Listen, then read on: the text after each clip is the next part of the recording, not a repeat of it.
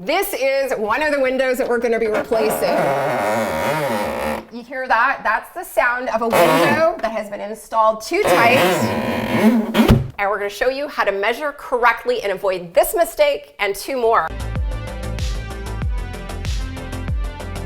If you want to learn how to measure for replacement windows in an old house, you're going to learn how to do that right now, plus the 3 biggest mistakes to avoid when measuring windows. Can you spot the one behind me? You will by the end of the video. Okay, we're gonna start this off with our first measurement, which is the width of the window, and we wanna get 3 measurements starting at the top because window openings are often uneven, especially in old houses. So the first measurement, start at the top and get the opening from brick to brick, full opening. And so we got 44¼ for our first measurement. We wanna write that down. We got 44¼ inches for the top. We're now going to measure in the middle of the window, and we can see that that is 44½, so it is different than the top, which is why we need 3 measurements. So we're gonna write down 44½. We can already see a difference of 1/4 inch between the top and the middle. We're gonna be keeping the sill, and this is what we're gonna be measuring, which is the bottom along your sill, is 44½. So what you wanna do is take the smallest of all your numbers,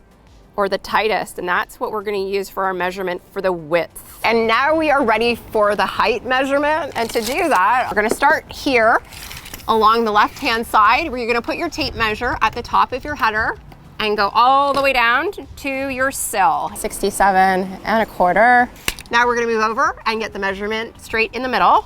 So right at the top again, all the way down, 67½, it's not too bad. And our third measurement on the side. You can look down here, and this is 67 inches because this is the highest point of our sill. So we're gonna go off of this measurement here, 67 inches. So our smallest, our tightest measurement, there we have it at 67. So far we have 44¼ as our width times our height of 67 inches. Now we're gonna go for our depth. What is that? This installation could have been a whole lot better. Find out what it is right now. Now, one of the biggest mistakes you're gonna see are people measuring the width and height on the inside. Take a look at this. We already know that the measurement of this window is 44½ on the outside. Look at how small this window is. This window is only 39½ inches. This means that this window could have been out to here. It could have been so much bigger. And that is why we want to measure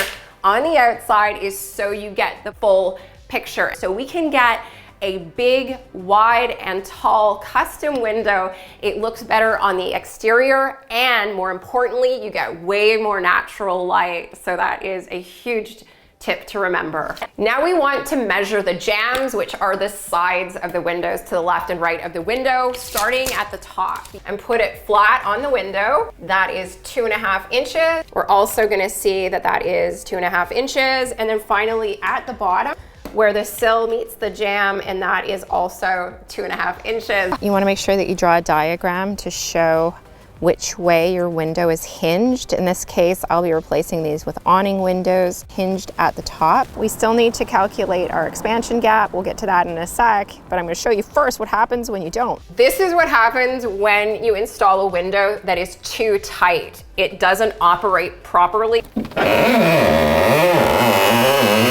Let's pull away this trim. This is a problem.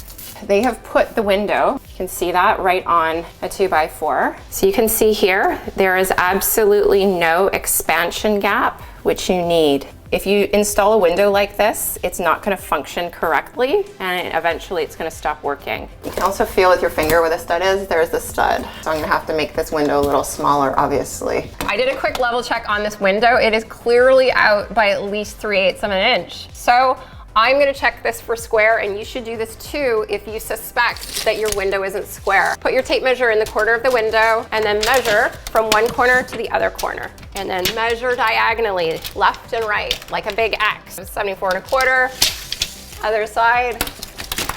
Oh my gosh, 75. This is why we check. per square. So this window is off by at least a half an inch. So what this is telling us is that when we go to order this window, instead of making it a half inch smaller, I'm actually gonna make it a little bit smaller to allow for me to square this up. So older windows, sometimes if your rough opening is wonky, you're gonna want to order them a little bit smaller so you can square it up, because already this window is out a half inch.